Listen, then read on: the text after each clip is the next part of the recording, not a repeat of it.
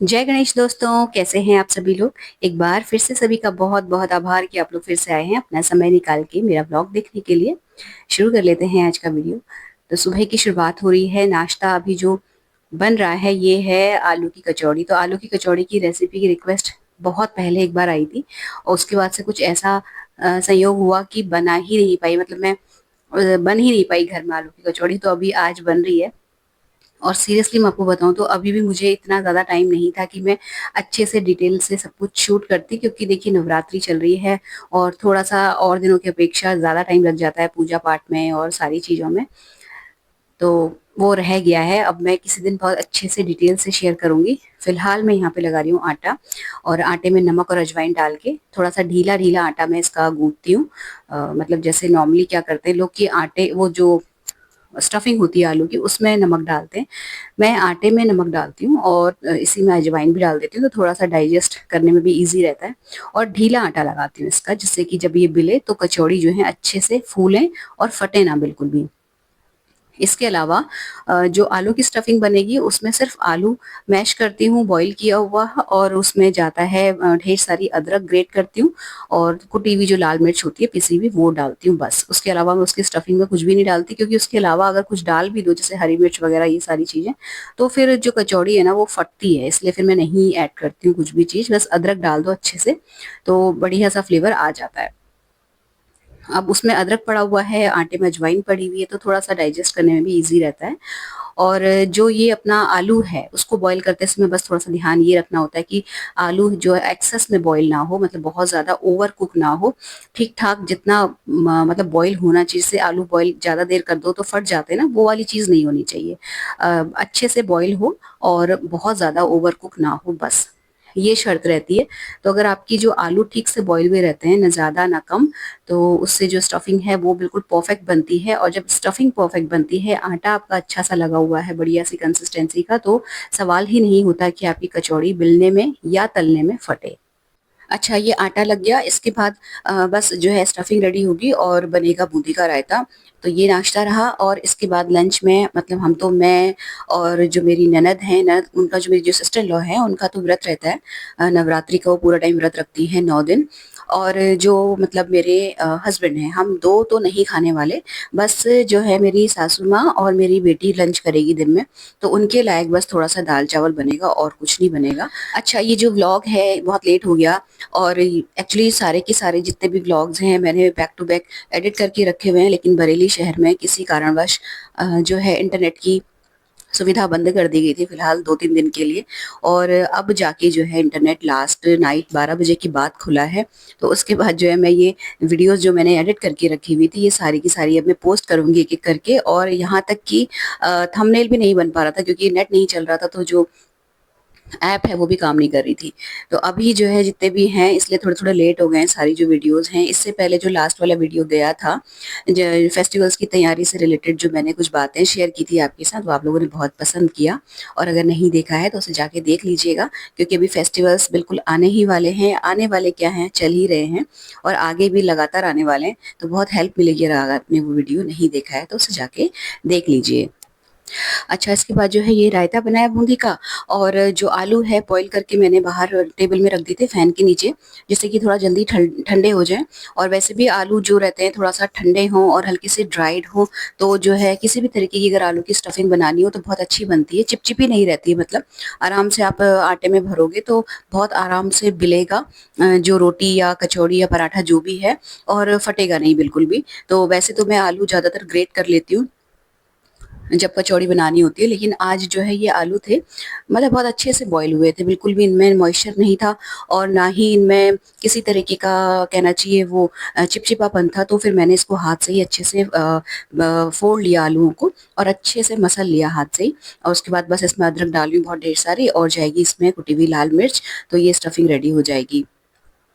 और इसके बाद भी जैसे कई बार ऐसा रहता है कि मुझे अगर कचौड़ी बनाने में थोड़ा लेट है लेकिन मैंने स्टफिंग रेडी कर दी है, तो भी मैं जो ये आलू रेडी हुए हैं, स्टफिंग रेडी हुई है, इसको मैं फैन के नीचे रख देती हूँ थोड़ी देर के लिए, तो ये सूखती रहती है और अच्छी बन जाती है। थोड़ी सी ड्राई ड्राई सी हो जाती है, तो जो कचौड़ियाँ हैं वो फूटती नहीं। फिलहाल मैं यहाँ पे बेलना और सेकना नहीं शेयर कर पाई आपके साथ, करूँगी बहुत जल्दी, कोशिश करूँगी शेयर करने की। अच्छा, इसके बाद जो दाल भिगोई थी उसे बस सिंपल हींग जीरे से छौंका लगाया और चावल भिगोए, काम खत्म हुआ यहाँ पे लंच का। इसके बाद जो मैंने पहला काम किया वो किया नेल पेंट छुड़ाने का। तो नेल पेंट की जो मैंने मेथड बताई थी आप लोगों को बहुत पसंद आई। इनफैक्ट कई लोगों का तो ये भी कहना है कि वो जो नेल पेंट कल लगाने का तरीका है, उसके बाद नेल पेंट छूटती ही नहीं है और मतलब वो बोर हो जाते हैं उस कलर से, लेकिन नेल पेंट नहीं छूटती है। तो मैं हमेशा नहीं लगाती देखिए उस तरीके से। लेकिन हाँ, कभी ऐसा रहता है ना, कभी कुछ फंक्शन हो या कुछ ऐसा हो कि आपको बीच में नेल पेंट लगाने का या चेंज करने का या छुटाने का टाइम नहीं मिलने वाला है, आप बहुत बिजी हैं, बैक टू बैक फंक्शंस हैं या फेस्टिवल्स हैं या आपको कहीं जाना है आउट ऑफ स्टेशन पिकनिक वगैरह के लिए, तब के लिए है वो तरीका। और अगर आप वैसे लगाएंगे ना तो वो फिर छूटती नहीं है। तो और उस तरीके से लगाने में एक चीज़ और है कि आपको छुटाने में भी ज़्यादा एफर्ट्स डालने पड़ते हैं। आपका जो नेल पेंट रिमूवर है या जो वाइप्स हैं वो भी ज़्यादा लगेंगी। तो मैं हमेशा नहीं करती, लेकिन कभी कभी इस तरीके से बनाती हूँ, मतलब लगाती हूँ। और ये जो है अभी बन रहा है बनाना शेक, जो कि मेरी ननद का बन रहा है, उनका व्रत रहता है 9 दिन का, तो वो बनाना शेक पियेंगी। और इसके बाद फिर मैं अपना ऑफिस चली गई थी। आके शॉप से वापस आके फिर जो है ये कुछ काम रह गया था, मतलब जो मैंने आपसे शायद लास्ट वीडियो में भी शेयर किया था ना, ये इसकी जो बीड्स हैं, ये जो तोरण है, ये एक्चुअली मैंने सारे घर पे ही बनाए थे। और हर बार कोशिश करती हूँ दिवाली से पहले डिफरेंट कलर की तोरण रेडी कर लूँ, लेकिन इस बार मैं कुछ बना नहीं रही हूँ नया।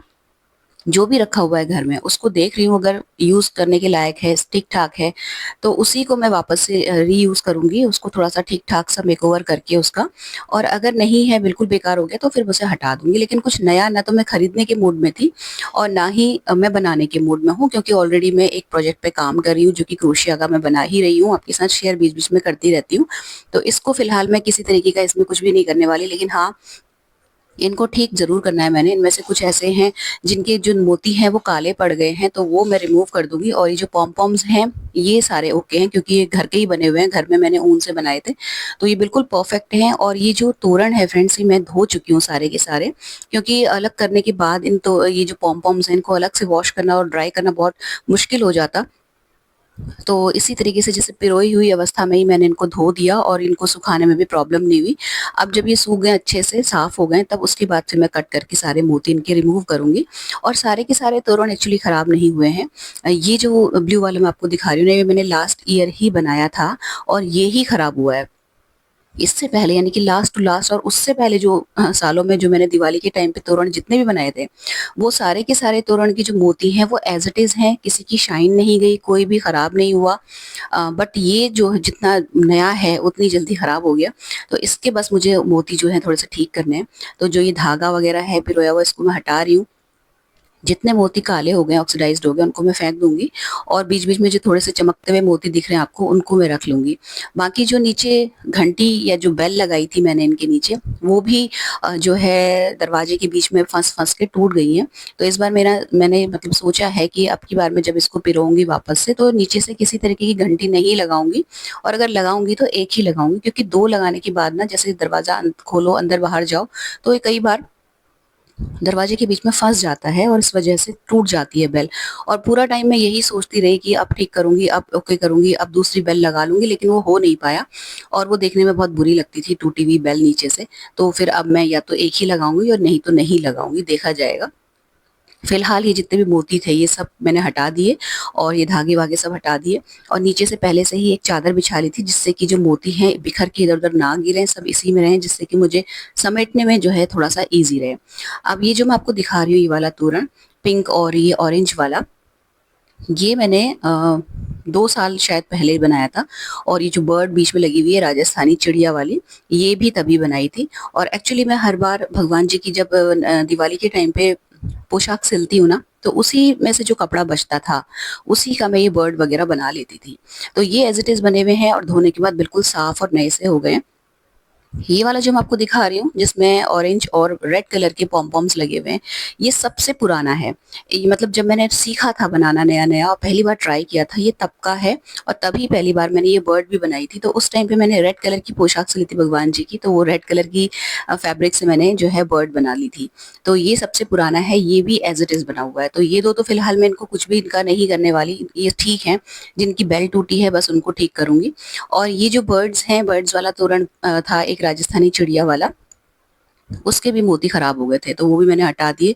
ये सारे धुले हुए रखे हैं, अब मोती मैंने सब फेंक दिए हैं, और जो खराब है उनको सिर्फ बस एक सिंपल तरीके से माला में इनको मुझे पिरोना है, और वो मैं आराम से करूंगी फुर्सत से। फिलहाल ये जो काम था बहुत बड़ा, ये निपट गया यहाँ पे, क्योंकि सबसे ज़्यादा टाइम टेकिंग जॉब था। अब धागे में मोती पिरोना और इन सारी चीज़ों को पिरो के लगाना ज़्यादा टाइम नहीं लगेगा, मतलब फिर मैंने इनको अलग अलग पैकेट्स में बांध के रख दिया, और फिर मैं आ गई यहाँ पे डिनर की प्रिपरेशन करने के लिए। हमें तो किसी बर्थडे पार्टी में जाना है एक्चुअली, लेकिन घर में जो रहते हैं उनके लिए फिर डिनर बनाना था। मुझे तो शाही पनीर बनेगा बस। ये जो मैंने बाहर सारा रायता फैलाया था, सारे पॉम-पॉम्स वगैरह वो सब समेट के मैंने अलग-अलग करे, फेंकने की चीज़ें फेंकी, रखने की चीज़ों को पॉलिथीन्स में अलग से पैक करके उनको रख दिया, टेबल साफ करी, फिर मैं आ गई यहाँ पे पनीर बनाने के लिए। बस फिर पनीर बना के रखा है फटाफट, और जो है ग्रेवी के लिए सब रेडी करा, सबका डिनर बनाया। उसके बाद फिर मैं तैयार हुई और हम दोनों चले गए थे बर्थडे पार्टी में, मैं और मेरे हस्बैंड। और बर्थडे किसी बच्चे का नहीं है, इनके फ्रेंड का है। बच्चे का होता तो अपनी बेटी को भी ले जाते, और वो ज़्यादातर कम पसंद करती है जाना इधर-उधर।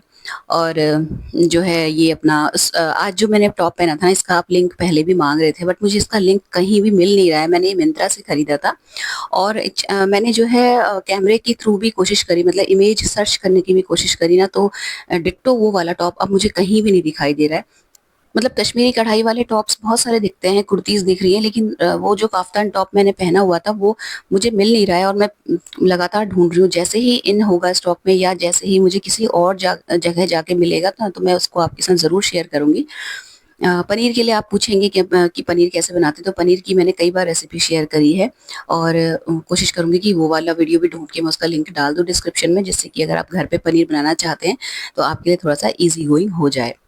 फिलहाल ये व्लॉग यहीं पर समाप्त होता है। देखते हैं इंटरनेट की सेवा कब तक अवेलेबल है, और कहीं बीच में दोबारा से ना छीन ली जाए। तो कोशिश करूँगी कि जल्दी-जल्दी व्लॉग्स डाल दूँ, और ये व्लॉग यहीं पर ख़त्म होता है। अच्छा लगा हो तो वीडियो को लाइक, शेयर, हाइप ज़रूर कीजिएगा। चैनल सब्सक्राइब कर लीजिएगा, बेल आइकन हिट कर लीजिएगा। मिलते हैं नेक्स्ट इंटरेस्टिंग से वीडियो में। Till then take care, stay healthy, happy and positive. Thank you.